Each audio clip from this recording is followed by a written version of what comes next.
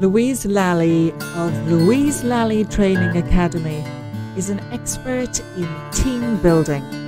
She provides support and training for managers eager to support their frontline staff, and she joins Miriam O'Gara on Business Block. Business Block is powered by the Women's Inspire Network. Welcome to Business Block, everybody. I have another Women's Inspire member on Business Block today, and her name is Louise Lally. Louise, you're very welcome to the show. Thank you. Thanks so much for having me, Miriam. Really excited to be on today. Wonderful. Tell us, first of all, where are we speaking to you from? I'm based in the lovely coastal side of Galway. So gorgeous. Yeah. I'm 10 minutes walk from the beach in Sawtill, so it's amazing out here. Oh, wow. And have you seen an increase in tourists and staycations there? Yes, massively. So the hotels, even trying to get an outdoor seat for food over the last week has been crazy. Like, it's really, like, the staycations are massive at the moment. It's amazing to see because everyone's back in that hospitality. The buzz is there, even on the streets. It's amazing. Yeah, it's lovely to see. And are you seeing businesses open? Yeah, I'm seeing a huge surge. Just even in the retail sector alone, the footfall is up. It's great to see that the shop local campaigns that they done during the Christmas, the country, that people are still in that mind frame. It's so nice to see they're coming into their local store. Even when we opened the doors here in Ireland and in Galway, even locally on the 10th of May, the amount of people that came in and said, we didn't want to go online. We wanted to come in. We wanted to support you guys and the local businesses. There's a really nice community feel out there. And I think it's across the board, because when we look at stories even in Dublin and Cork, it's the same trend. They're all up. So it's really good to see. Yes. Yeah. It's like every time we go out now, we're making a point of going for outdoor dining, just to make sure we support someone, or have a coffee or something like that. It's a very important thing to do right now. Yeah. What about your own sector? Now, you have Louise Lally Training Academy. Tell me a little bit about how that began and how you 14 years ago got started. Yeah. So it's an industry I kind of almost fell into a little bit. So retail isn't one of those things that you wake up in the morning, you're like, I want to work in a shop, It's one of those industries you end up going in and you end up either loving it or hating it.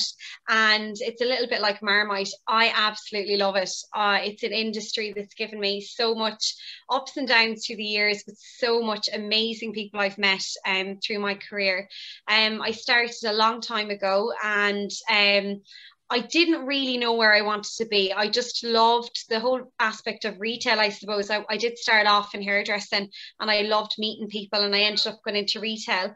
And it was actually talking to people. I loved meeting different personalities. I loved connecting with different people. I'm naturally a chatty person anyways. So I love just meeting different people and connecting with them, and even working in groups of people. I absolutely loved it. And through that journey, when I was in retail, I ended up moving into more of a training piece. So I really enjoyed training the team, and I ended up getting involved in different training projects. And kind of what came out of that was I loved managing stores, but I really, really liked the training piece. And I got a lot of joy out of that.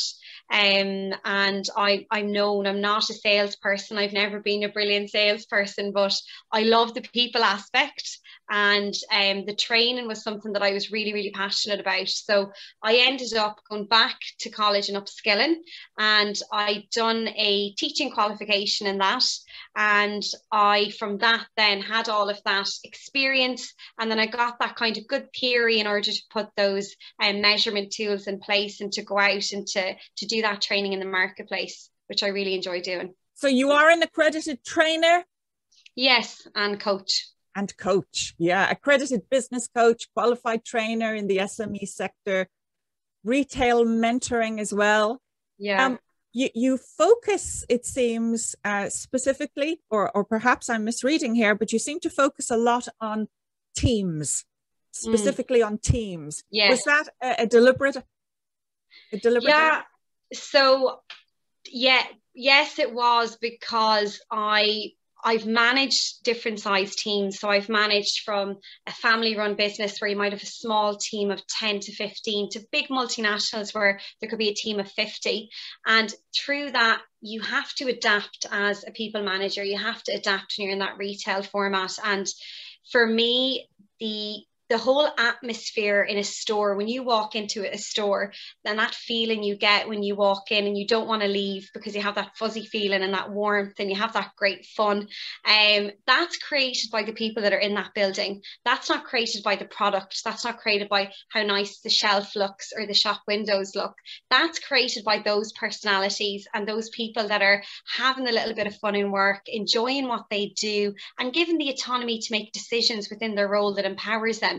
So for me, I was very lucky. I worked with amazing people, but it was always, when I worked in a store, was to enable people and empower them. And so they were running the business, not me. So I always had this vision that I would, as if I ever owned every retailer in the globe, that there would be no such thing as a manager, that all of our teams would be mini managers. We would have this leadership culture within that organization where we're training everyone to be a leader within themselves. When I look at it, no one wakes up in the morning and they're a leader, but we all have that leader inside of us. We all do lead our lives. We do amazing things. And I think giving people that empowerment, it's so fulfilling and it's so nice to see. And you get amazing results by doing that with teams. So the programs I develop is all around getting managers to step back and even think about when they're outside of that business, if they're on holidays or they're out in their lunch, that they trust their team and they know that they're driving the business as much as them. And I think in the retail sector, that is missing. I think it's an old sector and we're very much behind from like an EI and emotional intelligence perspective. We've been doing things in a rut for a long, long time, Miriam. And I think that for me, I want to shake it up. For me, I really want to shake up what's a dinosaur place when it comes to people development. And there's never money in the budgets. Well, there is if you want to make money. There really is if you want to make money, and we won't make money by putting a certain product. The buying department can't buy certain things and it's going to go onto a shelf and it's going to sell. We can't be driving KPIs, conversion, all these different things if we're not getting the right people in and supporting them, because people need to be nurtured. And when we nurture people, that's when we see the magic. That's when we see the business grow. So I'm really, really passionate about that. And I think there's a lot to be done in that industry, and I'm really going to shake it up over the next while. And it sounds like you really, really can. I completely agree with you. And you can find yourself between a rock and a hard place, particularly, and I don't know if you've noticed this over the years, but there will be certain sectors. In retail, what you're talking about is very, very important to address. Investing in people, supporting people, building relationships with people. But if you look at other industries like education and perhaps the military, it is very difficult for them to cross the line between being very clinical and very professional in their concept of what professional behavior and professional relationships are, and the personal, building a personal relationship at the same time. There's a big divide with those particular sectors. But when you're a solo entrepreneur, you can't afford to do that. It's all about building a relationship with the person. Yes. And there are certain sectors I noticed, particularly in education. I worked in education and in retail, but in education, it is very, very difficult at times for them to straddle the two, to be able to have that overlay and make it work for them. Yeah, I agree. I think with retail, Miriam, I think it's probably, there is different expectations in both roles, definitely. And I think when we look at the people that are coming in those retail, we're really looking at people that are, some of them might have left college, some of them are early in their career, some people have it as a part-time job. what we're not doing is we're not making it an enticing career path to go in. So what we're seeing at the moment in retail is we're seeing a high turnover of people. We're seeing people not wanting to get into it. And it's because we're not really looking at it as, you know, it's one of those industries that you can learn so much from, Miriam. Like, Oh my gosh, so absolutely, much totally from agree. Yeah. so much from an analytical perspective, from a numbers perspective, from a HR perspective. You Yes. are managing people from a developmental perspective. There's so much there to learn, and it's a really amazing industry. And it's how we're packaging it and selling it, and how we're actually developing those people that are coming in. And when we see businesses that do that really, really well and put that time and effort into our people, we can see then that succession plan is working. We can see they stay in the business, they buy into the business, but it always depends on how they're set up, how we set up our businesses, and how managers support their team and give them that training in order to help them. And like, I'll give you an example, Miriam. I have two clients, two very different clients. One of them is from a small, they only have one unit in Ireland. And then I have another client who's working for a multinational, and they have hundreds of stores. And it's very funny, but there's a huge similarity there, where there's these two managers in that business being left to manage people, but they don't know how to manage them. So they're being told, if they're difficult, you manage them out of the business, and then you get on to HR and they do all that stuff for you and they get them out. And then there's the other side where, well, if they're great, we give them a pat on the back and we do this. But most people are sitting in that in-between place, where they're not where we want them to be, but they're not bad enough that we want them to leave. But there's none of that training, support, leading them up to the top that managers need. So for me, it was always about creating a toolkit.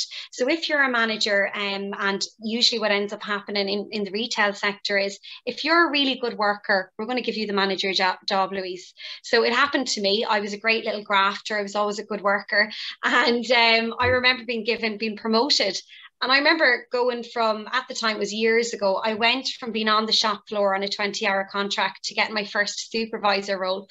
And I remember at the time going to my manager, are they going to take me seriously? And she said, what do you mean? And I said, but I don't know how to manage people. I know how to stock the shelves. I know how to merchandise. I know the analytics. I know the policies and procedures of the business. But are the people going to, take me seriously as a manager, because I was working with them alongside them as a staff member? Yes. And she said, that's something that you'll get around. So to put it short, I had a really tough time adjusting into that role. I had a really tough personalities to win over, Miriam.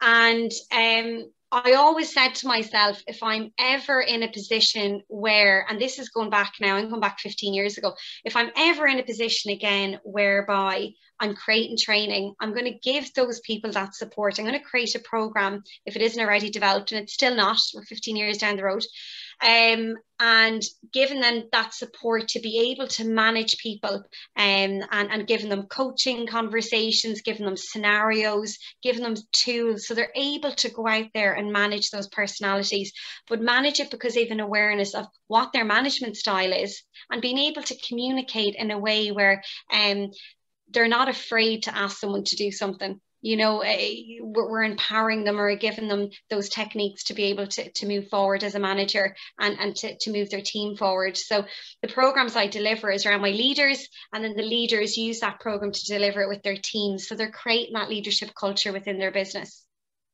Yes. So now just talk to me about your programs specifically. Yes. You've got Coaching to Coach. Yes, that's Coaching to Coach is my first program, and I deliver workshops on that. It's all around, Miriam, creating a coaching culture within with managers, with retail managers and staff. Yeah. And I suppose that came off the back of that. We tell you what you're not doing. So, we tell you that you're not doing this, and you now go do it the right way. That's the way it was. Yeah. Yeah. So, that's the way it was. Yeah. Yeah. And that's the way it was. And what happens with that is those employees become quieter and quieter and quieter. And the reason for that is because they're constantly waiting for you to give the next command. Yes. Because what you've done is you've told them, you know what, your opinion isn't really good enough. I'm going to now tell you what you need to do. And there's a self-reliance there then for that manager to constantly have to tell them what to do all the time. And it's because they've created that.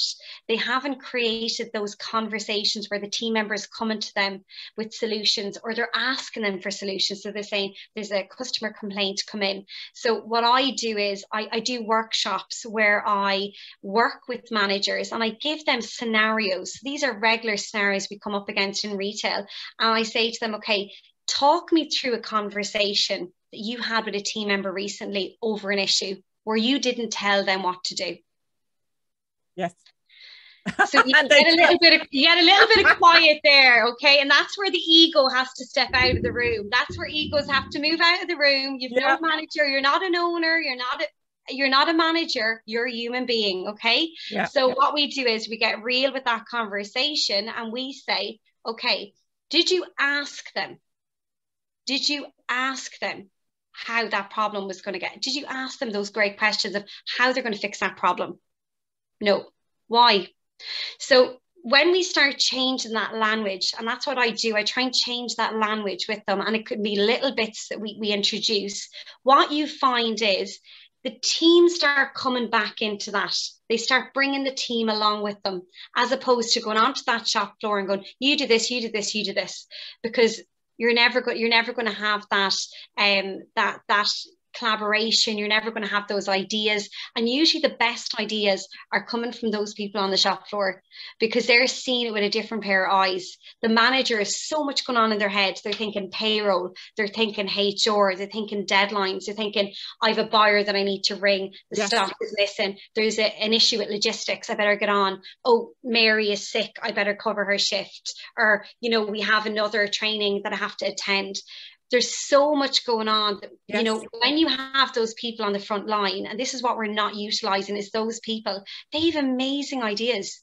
They have ideas you'd never even think about, because they are seeing it with a different pair of eyes. And I try and get managers to look at that, utilize. So it's a return on relationships. And Ted Rubin is very, very good at this. We talk about return on relationships. So I talk to managers about, what is the return on relationship you have with that employee if you're always telling them? Yes, and I completely understand that. Yeah. I completely understand that, because they do, as you say, they go very quiet. And I know in my own case, when I had a Victorian tea rooms in Dublin, and I needed, I would cater to maybe 7 to 15 funeral parties a day, but my business was within another business, a funeral business. And it was very, very, if your business is within someone else's business, that means you as a manager and owner, you've got even more in your head, because you've got not only what your business needs to be run, to be run well, but you've also got the expectations of the leaseholder, of the landlord, and the way their business works immediately impacts on yours. So when you have a supervisor who can take initiative and is given that freedom by you, it takes so much stress off you, because you, by about 4 o'clock, 5 o'clock in the afternoon, you're now no longer thinking about your business. You're thinking about what the rota is from the other business that you work with, which you've got to accommodate. So if your supervisors are confident enough to be able to take over from that point, it's going to be different for everyone. But to be a micromanager who doesn't allow them that, it's just such bad management. And so many people don't know how to do. But do you find you are working with in the retail sector? I mean, your retail experience now, I mean, I'm just looking at it there. You've worked for Marks and Spencer, you've worked for Diesel, as an employee, you've worked for Woody's Mother Care, you've worked with Kilkenny Group, you've worked in so many different versions, so many different models of the retail sector. Who needs your help the most? Who needs my help the most is those leaders in the organization, those managers that are managing people, because I don't believe that any retailer out there at the moment has that nailed. I don't believe it. And I've worked in a lot of retailers. I think what we do is we do annual appraisals. I do think that the whole idea of an annual appraisal, I understand the logistics of it, but I think it needs to be more of a a monthly kind of a talk, or a cup of Yes. coffee with them. It needs to be more informal. This whole Yes. thing of a yearly review, for me personally, it just doesn't work. It really No. doesn't. We're not built in that relationship. So that's one side of it. I think that we could definitely do something more about, and Yeah. nobody is doing that at the moment as well. So that's something I think that we definitely need to see the shift in. When we look at and this is all around the personal development piece with the managers and how they manage, the appraisals aren't great. If we look at how we manage people, and when I say manage, as in performance manage, possibly difficult people, or people that aren't difficult, people that really want to progress and they don't have the opportunity, we're not doing that. We're not looking after them, and I think there isn't any one retailer out there doing it really well. I think what we do is we when they're doing bad, we go, okay, let's manage them out of the business, or this is when we're going to intervene.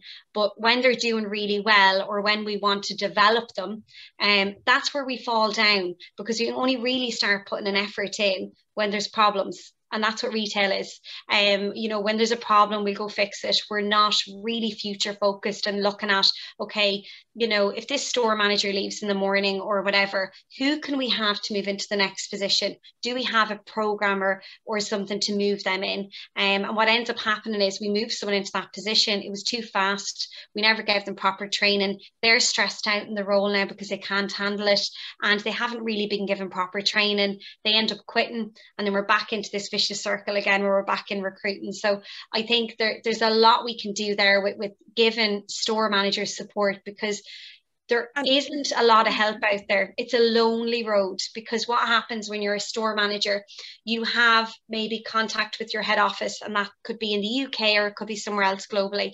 And then you might have another touch point within that marketplace, Ireland or the UK.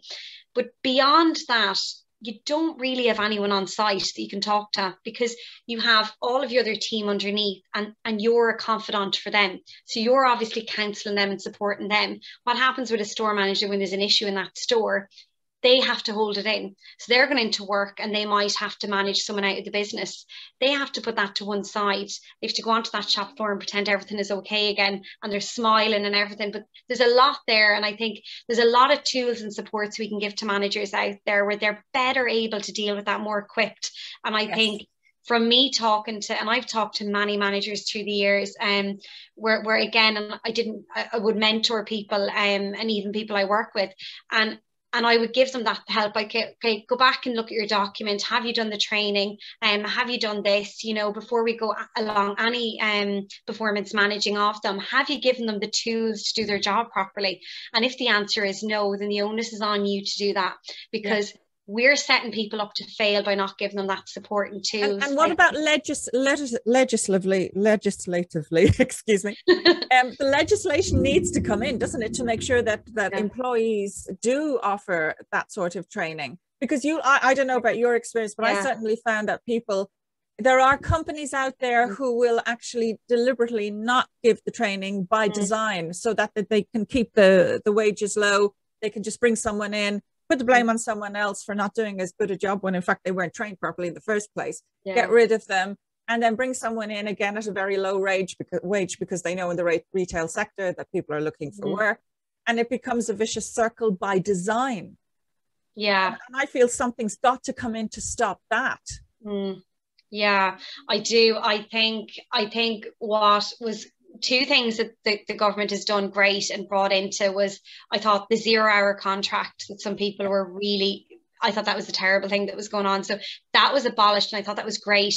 Another thing that came in the last maybe 2-3 years is, if you have someone on a probationary period, you can't just say ta-ra and bye to them. You actually have to tell them why you're finishing them in that probationary period. So I think that's really important as well. So those are two good things, I think, from an employee perspective, that people aren't taking you in on this 3-month probation and then they're going, oh, your 3 months is up, by out the door, you know, that we're actually telling them the reason why we're finishing this probation is because, you know what, you're just not the right fit, or the competency isn't there, or whatever that might be. And we're having that conversation with them instead of just sending them off. So I think that's really, really important. I do think that I would totally welcome something that brought in you know, a baseline of training for staff. I think it's so important. And I said this before, knowledge is power. And if it's used in the right way, it's amazing. But if it's used in the wrong way, and we're withholding information, and we're not telling our teams, and we don't have a staff handbook, and so many people don't, and we don't have a job spec, and we don't have things where, you know, we talk about psychological contract, okay? So we have our job spec, we have that. But is that manager sitting down with you and telling you about that culture in the store? Are they saying to you, you know, when you come in the morning, go grab a cup of coffee? That's what we're like in here. Are they telling you, you know what, if something happens at home, give me a text? You know, are they having that sort of a conversation piece? And when we're talking about teams, and when I work with managers and we talk about trust, I talk about what are they offering the team? What is it that you're doing? So we're talking about culture, we're talking about building great teams. But if you don't have that rightly set up in your own area, you're not having that environment where people are going to want to be there. They might come, but they'll go again. So we have to set it up right. And I think it's so important. An investment in people is for me, it's the minimum. It's the minimum, and that expectation of what that person needs. I was working with a client in the US, and she's expanding her company. She's opening a second one. And I said, do you have an onboarding program? And she said no. And I said, okay, do you have anything whereby if you're not on site and you now have hired a third person, how are you going to communicate? Oh, well, they ring me when there's something wrong. And I said, okay, so you're setting them up to only contact you when there's something wrong. So I said, and she really had to look at that, because what we're doing is we're not setting them up for success, you know. So we looked at putting in simple things, a handover book, so whereby if there's nothing going on that day, nothing to report, if something happened, actually this happened with a client, this happened, and we're, you know, and they have to fill that out every day, and there's accountability, and there's a signature and a date. And it was just something small we implemented, and then we talked about the expectation, and it doesn't have to cost a lot of money. We're talking about getting it in writing, explaining, and having a good conversation with someone.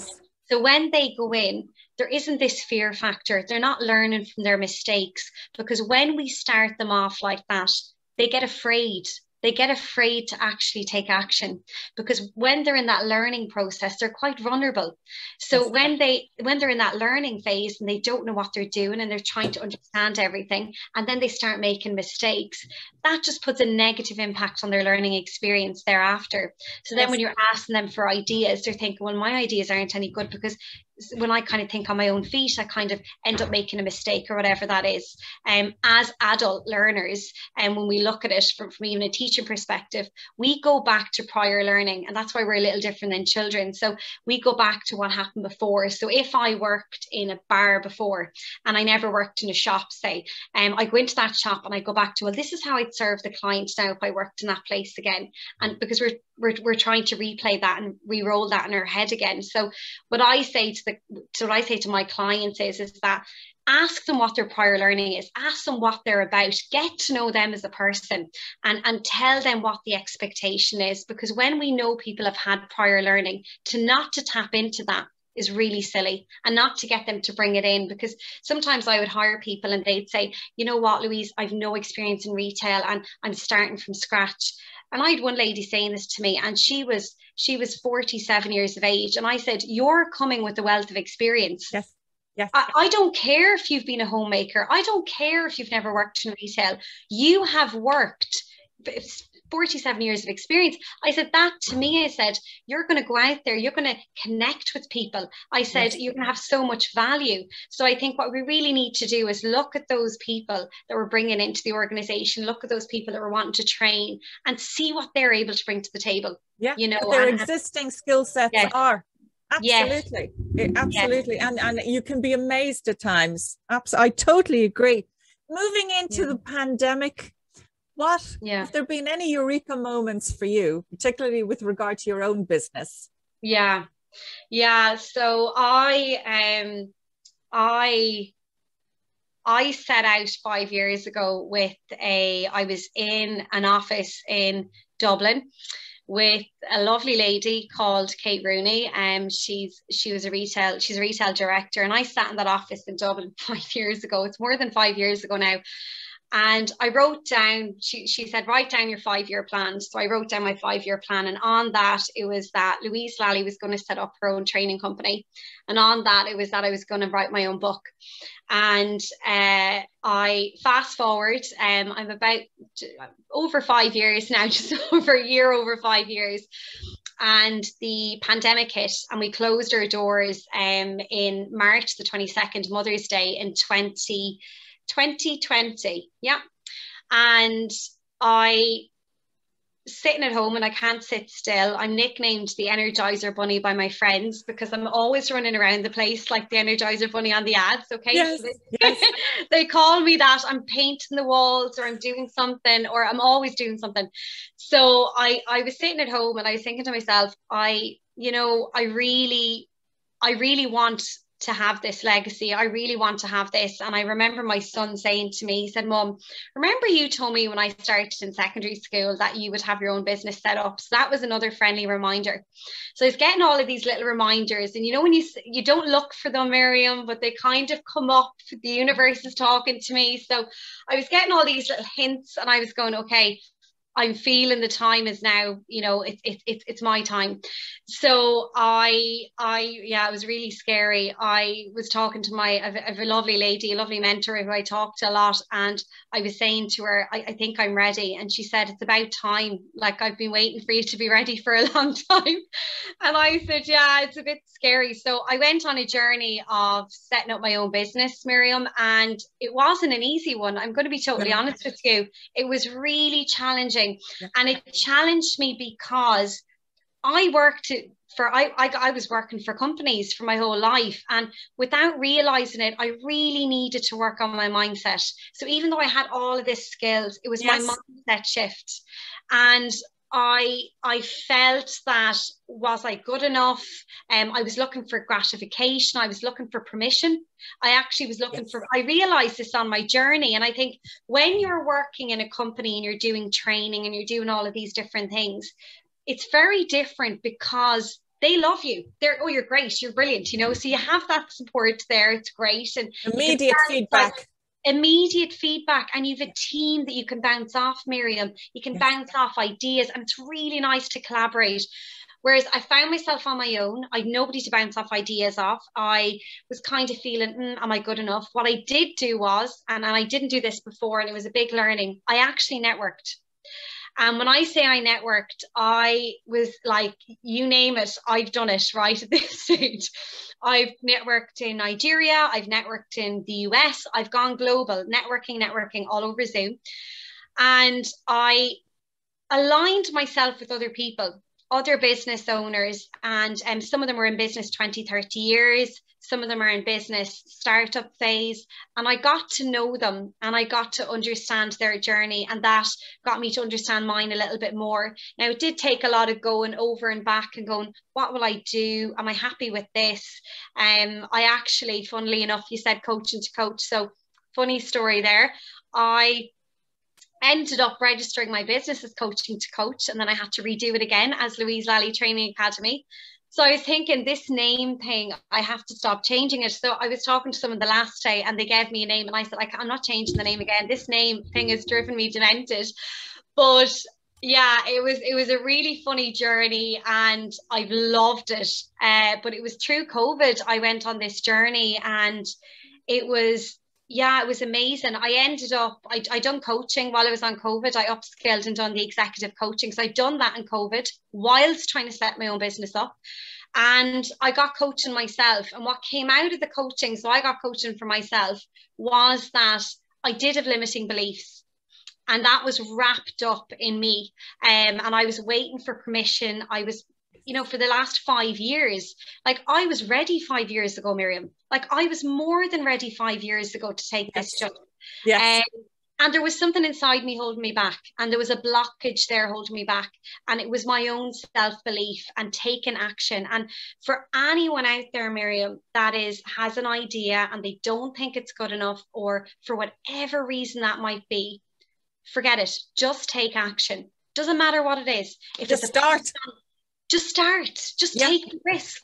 Doesn't Absolutely. matter.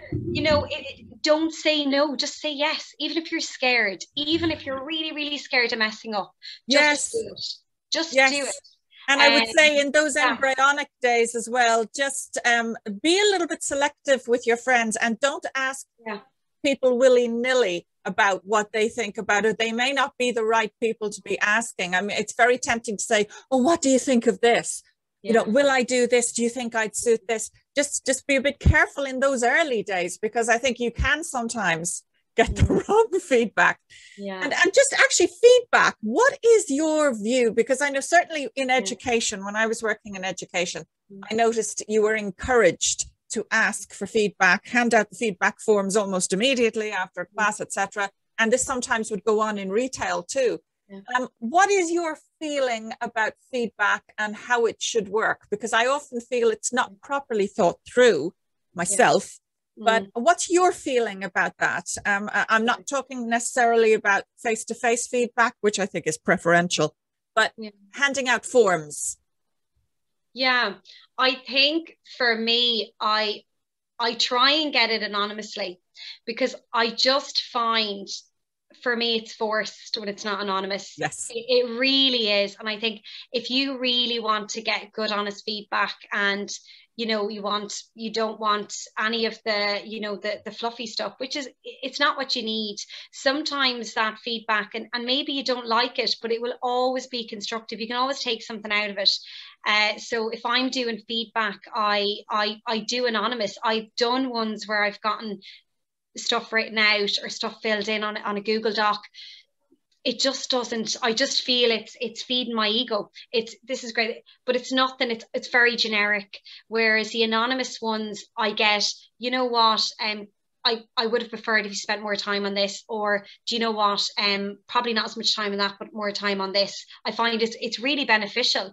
Yes. So for me, taking the names out of it, taking the people out of it, and just getting the feedback in general, but getting feedback where the questions have to be right, because if we're not asking the right questions, we're not going to get the right answers. So I think that's really important as well. And you're looking, when you're looking for that feedback, you're looking specifically for an area of what you've delivered that you're going, okay, I really want to add in a layer onto that, and you're getting them to give you that bit back, Yeah, I agree with you. I totally agree with you on that. And I always resented being handed a load of feedback forms and asked to go into my class, and when they'd finished, to hand out those forms and to stand there, stand there waiting. You are forcing a response. It's not right. And even if I'd conducted a coaching session or a workshop, if in other words, you're dealing with much older adults, it just feels wrong to hand out the forms at the end of the whole course. Give them a link, let them feed through to that link, let them have time to absorb and think about the whole workshop, what they feel they got out of it. Asking them to write down something immediately, you could be catching them at a very bad time, and that's not going to do you any good. Those are the things that I often feel are not properly catered to, right? They're not properly thought out and thought through. What about, for example, a situation where you are giving tips, like you've mentioned that you give tips more on video. I actually think that that's a very good idea. I think particularly with YouTube can be put down by the solo entrepreneur cohort, because they seem to go for newsletters and things like that. I have to say, I actually like the idea of giving the tips, 3 tips, 10 tips on a video. I think I'm more likely to look at that than actually click the newsletter, open it up, and it's more time consuming. We have this culture of immediacy, don't we? How do you find using YouTube? How do you find using the video format? Because I notice on your LinkedIn as well, you've got videos up of yourself Giving. I feel that works very well because Yeah. you're building the personal relationship. We can see your expertise. We can see that you're a really nice person. We can see the level of passion that you have for what you do. For me, it works. How do you feel when you use YouTube and when you put videos up? Yeah, so great question. I think from my perspective, if we see how much TikTok has skyrocketed, we can see that video content is going to be huge, I think, actually in the next year or so. And specifically TikTok. Not TikTok, video content in general. Right. I think in general, when we look at marketing, and Gary Vaynerchuk is very much all around that video content. There's a huge movement there where we're looking at videos, even from products, and not just people. We can see that those really short snippet videos are going to be really powerful over the next while, from an engagement piece as well. Yes. To answer your question around me doing videos, I was kind of, I ended up being told that I come across a little bit more so my personality in a video than in a post. So my personality would show a little bit more. So that's why I started doing videos, was to show a little bit of my personality a little bit. Yes. I was really shy. I think the first video I done, I'm you don't come across shy now at all. Yeah, you wouldn't think it. No, I'm not a shy person, but looking at myself in a video, it just made me feel a little bit uncomfortable, because I was thinking, Jeekers, you're just not used to yourself, looking at yourself, that sort of way. So I just said, like I said earlier, I just had to get over it. You just, when you're setting up your own business, you can't afford to be shy and not doing this and not doing that and pigeonholing yourself in that way. You have to just put yourself out there, and not everyone is going to like you, but you have to just get over that. And for me, that was something that I had to get over, and something that I struggled at the beginning, because I was going, I hope everyone likes it, I hope everyone is liking it, but I just soon had to get over that. So I just think if my videos resonate with a couple of managers, or supports them, or helps people out in a way, and I think knowledge sharing and sharing journeys and sharing things that's useful to people, I think is so powerful. So regardless of what my hang-ups are about the video making or whatever, it's the content piece of it, and because you're showing practical stuff. Yeah, absolutely. You're showing your authority, you're showing what you know, and you're showing it in context. Yeah. So very short snippets like that. I've had to make the same adjustment, and I know I've gone on Google My Business as well. Putting them up there too, because I noticed the algorithms do seem to really like video. Yeah. So putting it up there, get yourself a Google Business page. It really is a good idea to do that. I've noticed in the media, it actually was a Women's Inspire member who she basically put me in contact with that. She has M-Space, which is a business in Malahide. Hickey is her name, and she's in the group, and she said, I've found Google My Business absolutely wonderful. So I went on it, and I have been amazed at the amount of uptake from it. It's a really worthwhile. Give yourself an afternoon to get your business set up on that, because whatever it does, and nobody's talking about it. But she was right. She was absolutely right. It's a brilliant tip. It is. And again, nobody told me. It just happened to come up in an interview. So this is why, I really do feel that supporting each other through the Women's Inspire Network like this. Like on Mondays is a day when I interview people who are in Samantha Kelly's Women's Inspire Network. Absolutely phenomenal network. And they power this show on a Monday. You will find that there's so many wonderful tips out there. You've given wonderful tips today as well. It's very important to get that contact, but it's even more effective if you have small snippets of video that you can put up on your LinkedIn. Thank God LinkedIn went that route and allowed us to do this last year. That was a great idea. They did that, and it is working. And I think they're seeing how effective it's been as well.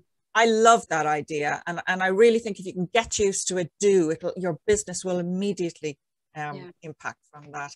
What about What about the person, I suppose, who is a coach and is a bit nervous that, oh gosh, there's so many coaches out there right now. There's so many trainers out there. How do I make myself unique and different in the eyes of other people? I mean, for me, the answer is in what we were just talking about there, doing little snippets of video and really making sure that you get exactly what you want to say in there. For me, that's the way to go. What would you say? Yeah, I think it's a great question, because I trained with a lot of coaches. So I have a network of coaches, I suppose, and I'm also the junior chambers president here in Galway, the local president. So I'm part of that group as well when I'm doing everything else. It never stops. But I ran a coaching initiative with them, a coaching program where I brought coaches that were in Kingston College where I trained, and I brought them in to do a program because we're a non-profit organization. We do a lot of great work for the community and for the business, and for various other charities around locally and nationally. So I ran a coaching initiative, and through that I actually ended up speaking to 40 coaches, 40 people I'd never met in my life, and 40 people all over. Some are in Spain, some are France, some are UK, and some are in Ireland. And it was really, really interesting speaking to them all, because they all had their own personality. And even though the same thing of it's a saturated market, it's not if you're selling your personality as part of that package. So what is unique to you? What is unique to you is your personality and your brand. So, I even look at myself, and I was saying to someone earlier this morning, and we were talking about having a niche, and they said, oh, when you start off in business, there's this fear of having a niche. And the fear with having a niche is that I really need to pay the bills. I really need to get money into my bank account. And I'm afraid if I niche too much down, that's going to close those potential buyers to come and actually get my services. But it's not the case, because if we look at specialists, so if we look at a GP, a general practitioner, versus a consultant like a dermatologist, who gets paid more? So if we look at it, those specialists, those niches, it actually does serve a purpose. So I went in with retail as my niche, and it was maybe a few weeks ago, was told that there was possible freelance work there for me, but it was for an industry I'm not in. And I said no. And I remember coming off that call, and I spoke to a friend that evening, and I said, I'm kind of kicking myself. I said no, because it wasn't my industry. And I said, well, I go back and say yes. And then I said, no, I won't. And they said, oh, we're like, anyways, I had an over and back conversation with her. Okay. And she said to me, but do you want to work in that industry? And I said, no. But then why would you? So I would say to people, if there's a particular passion, so you love coaching, but if there's a particular area that you're really passionate about, talk about that and incorporate your coaching into it. Yes. So I'll give you so I'm really passionate about retail. So I talk about retail, and I bring that coaching into that retail space, and that's me. For Louise to go off and talk about accountants that do coaching, that's not me, so I will stay within that, because that's an area I know really well and I love. So I have I know another lady who's based in Dublin, and she's really passionate about the environment. She's really passionate about sustainability. So she's actually specialized. She was a general coach, but she's actually specialized now as a coach of sustainability. So creating that sustainability within local communities. So she's working now with nonprofit community groups to change that culture within her local area. So there is so much there. You have to think about what you're passionate about. And yes, coaching is what we do to enable. But what is it that you're passionate about? What is it that you love to do? So it could be that lady's really into sustainability. It could be someone that's really into music, for example. Could you do coaching with musicians, or with people that teach music, or could it be something like that? So there's different avenues we can go down, but I think it's bringing yourself into it. And I think because everyone's so used to Zoom at the moment as well, and we're really used to seeing people on video, it's nearly the norm. I think the videos, like you said there, and showing a little bit of your personality will really help. It'll really help Yes. you stand out. And it doesn't have to be a well-rehearsed one. The more No. raw it can be, the better, because people relate. People want people. People Yes, actually, exactly, we exactly, want and people. that's what I have found. I mean, okay, I'm a singer first, but I trained as a television presenter back in 2004, 2005. But I didn't really push down that road. It immediately came back to me as a skill set in the pandemic to enable me to do this. But I think it also made me realize that I do like to do exposés on people. Now, other people who do podcasts and interviews will give just 15 minutes, 20 minutes to people. I find that does not give enough time in order to show the personality of the person. And for me, that's how I roll now. So you find your niche, but you've got to throw yourself in. You can't start. Sometimes people are very lucky and they'll say, I know that my niche is going to be in such and such an area, so I'll only market to there. But in fact, if that market area, for example, retail is quite a huge umbrella area. And as you say, you found a part of it that wasn't going to work for you, but you trusted, you were brave enough to trust that voice inside you that immediately on the call said, no, that's not right. Learning how to recognize those voices, that intuition, the universe, if you like, telling you, hang on, it's not just experience. It's very often just picking up on the energies and realizing, you know what, this is something that my experience, and not just my experience, my whole body is saying, this is not going to work. I can't deliver. I can't sustain this. It's not going to feature as a part of my product, my training, my program. It won't be there in the long term. Learning to listen to those voices. You have to give yourself patience and time. You've got to be patient. You know, you throw yourself in initially, you swim, you sink, you swim again. And you learn. And then you find your niche. Yes. We all want everything immediately, but you know, it's a risk. It's a risk. It is. And I think the more you're doing, so for coaches that are out there or trainers, do that training, do that coaching, but you'll find by doing what part of it aligns with you better. You know, we won't sit down and get this eureka moment where a light bulb is going to go off over our head. It usually is because we're on a journey, we're doing things, then we end up gravitating towards something else. I think, why am I always gravitating towards this? Why do I keep going back to this? You know, and I think all of us have those. I have those examples where I was doing something else, then I end up gravitating back towards training. And I was like, oh, but I want to do this. But then I went back to training. I was like, no, this aligns with me. This makes me happy. Exactly. And in fact, the eureka moment can come when you're looking back, as you say. You're looking back and you're saying, oh, I see the pattern now. I see what's going on. It's a healthy pattern. And that's something I have to pay attention to and listen to that for the future. If you were to give, just to finish off here, if you were to give just 3 pieces of advice to someone who is taking this window of opportunity, what would you say to them? I would say, take the risk, take it, jump, just jump, put yourself out there and put yourself in front of people and do things you don't normally do. And I think you touched on something earlier and I could relate to it a lot, and I think it's very prevalent as well. Don't go around telling people in order to get their approval. Don't tell them what you want to do. Just go do it. Because very often what you'll find is those people, and they could be family and they might have the best intentions in the world, or friends, no, you know, I think you should really stay in that salary job. I think, you know, it's the best financial decision. Don't tell them. Just go do it. Just go. You'll find your tribe.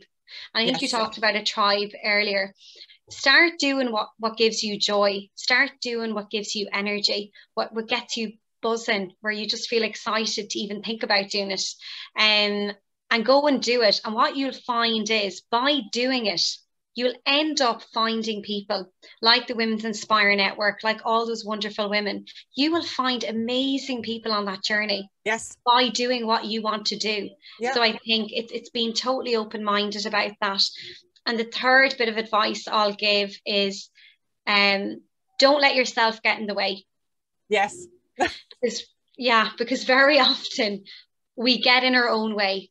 And I think it's moving out of your own way in order to get to where you want to go. Because I think we're all born with potential. We're all born amazing individuals. And I think everyone is untapped potential. And that's either limiting beliefs or whatever's gone on. And I think everyone is unique. There's only one of you in the world, Miriam. There's only one of me in the world. And I think that in itself, it's so much to offer. And for anyone thinking, that it's not enough, you are enough. You are enough. And believe in that and believe that that's good enough, and showcase that. And just two managers of teams. What's on your mind right now in this pandemic? What is it that you would want to say to them? To managers right now, I would say to them that looking after your team right now from a well-being perspective is very important. And I would say that we're not doing enough in that space. I think that, it's very busy. The hospitality and the retail industry, football is up, and there's more traffic coming into stores. But look after that team on the front line. Look after it, because I don't think there's a lot of retailers doing that at the moment, and that's why it's so hard to recruit, because we're not making that environment enticing enough for them. So I would say have well-being checks with your team, be it every bi-weekly, have a chat with them, bring them out for a cup of coffee. How are you feeling? How are you getting on? And I really focus on that and support them, because I think it's a tough time. COVID has been, from a business perspective, we're flying it, but I think from a people perspective, people have been through a lot. And I think that we're forgetting about that sometimes, and we're getting so caught up in getting that sale in the till and doing everything else. Sometimes that gets lost, and really motivate that team and give them the support. Yes, and their nerves actually could be affected too, because they've been away from that high intensity situation on the shop floor for so long. Now they're suddenly flung back into it. And there will be people who will need support, emotional support as well. Yes. And to remember that, I think that's really important as well. And they're not as fit as they were, 16 months ago. They haven't had that. They need some time to break themselves in, don't they? Yeah, definitely. And it's been like Christmas in retail for the last few weeks. So people need that little bit of support there, I think.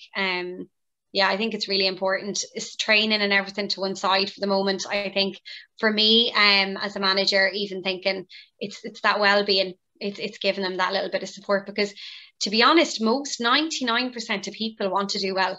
The majority of people come into work and they do work really hard and they're amazing people. There's that tiny little 1%, but majority of people are great. And I think sometimes we overlook, make them the priority. It's not about me, it's about them, and when we move that shift, it's about them, thinking about them, taking off that hat and just looking at them as a person and a human, and giving them that support. Yeah, absolutely. Louise Lally, you've been wonderful. You've been on the show today. Louise Lally Training Academy.